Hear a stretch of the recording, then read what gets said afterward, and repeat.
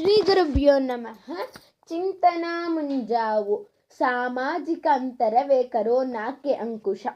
ಇದನ್ನು ಬರೆದಿರುವವರು ಸತ್ಯಬೋಧ, ಬೆಂಗಳೂರು.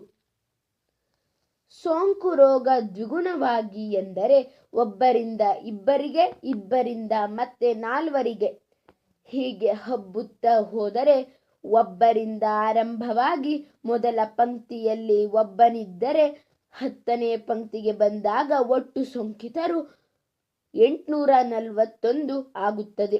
ಅದು 20 ಪಂಕ್ತಿಯ ಹಂತದಲ್ಲಿ ಒಟ್ಟು ಸೋಂಕಿನ ಸಂಖ್ಯೆ 10 ಲಕ್ಷ ಮೀರುತ್ತದೆ ಎಂಬ ಲೆಕ್ಕಾಚಾರವೇ ಭಯಾನಕ ಅಲ್ಲವೇ? ಕೊರೋನಾ ಎಲ್ಲದರಂತಲ್ಲ. ಗುಂಪಿನಲ್ಲಿ ಒಬ್ಬ ಸೋಂಕಿತನಿದ್ದರೆ ಆ ಗುಂಪೇ ಸೋಂಕು ಪೀಡಿತವಾಗುವ ಸಂಭವ ಇದೆ. ದ್ವಿಗುಣ ತತ್ವದಿಂದ ಇದನ್ನು ಗಮನಿಸಿದರೆ ಅದು ಹರಡುವ ವ್ಯಾಪ್ತಿ ಅರ್ಥವಾದೀತು. ಲಾಕ್ಡೌನ್ ಮೊದಲಾದ ಕಠಿಣ ಕ್ರಮದಿಂದಾಗಿ ಮಾರ್ಚಿನ ಆರಂಭದಲ್ಲಿ 1 ಇದ್ದ ಸೋಂಕಿನ ಸಂಖ್ಯೆ ಮೇ ಅಂತ್ಯಕ್ಕೆ 2 ಲಕ್ಷ ಆಗಿದೆ. ಆರಂಭದಲ್ಲಿ ಕೊಂಚ ಎಚ್ಚರ ತಪ್ಪಿದ್ದರೂ ಅದು 2 ಕೋಟಿಯಲ್ಲ, ಇನ್ನೂ ಹೆಚ್ಚೇ ಆಗಿರುತ್ತಿತ್ತು.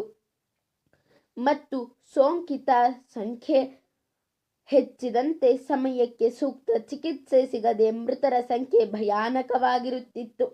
ಆದರೆ ಲಾಕ್ಡೌನ್ಗೆ ಜನ ಪ್ರತಿಕ್ರಿಯೆ ಸಕಾರಾತ್ಮಕವಾಗಿದ್ದು ಸೋಂಕು ತಡೆಗಟ್ಟುವ ಬಗ್ಗೆ ಜನ ತಕ್ಕಷ್ಟು ಪಾಠ ಕಲಿತಿದ್ದಾರೆ. ಸೋಂಕು ತಗುಲುವುದು ಸೋಂಕಿತನ ಸಂಪರ್ಕ, ಸೀನು, ಕೆಮ್ಮು, ಮಾತನಾಡುವಾಗಿನ ಅವನ ಎಂಜಲಿನ ಹನಿಗಳಿಂದ.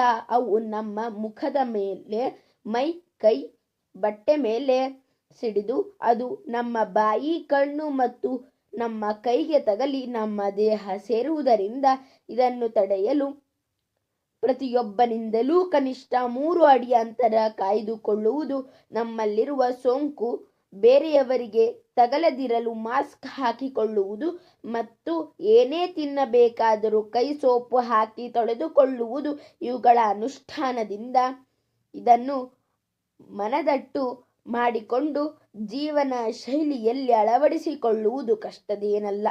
ಕೆಲವು ದಿನಗಳಲ್ಲಿ ನಮ್ಮ ಸೋಂಕು ಸೇರಿದರೂ ಅದನ್ನು ತಡೆದುಕೊಂಡು ಗುಣಮುಖವಾಗುವ ಶಕ್ತಿ ಪ್ರಕೃತಿ ಸಹಜವಾಗಿ ದೇಹಕ್ಕೆ ಬಂದಿರುತ್ತದೆ. ಈಗ ಈ ಕುರಿತು ಜಾಗೃತಿ ಮೂಡಿಸುವುದು ಪ್ರತಿಯೊಬ್ಬನ ಕರ್ತವ್ಯವಾಗಬೇಕು. ಸರ್ವೇ ಜನಾಃ ಸುಖಿನೋ ಭವಂತು, ಸಕಲ ಸನ್ಮಂಗಲಾನಿ ಭವಂತು. ಧನ್ಯವಾದಾಃ.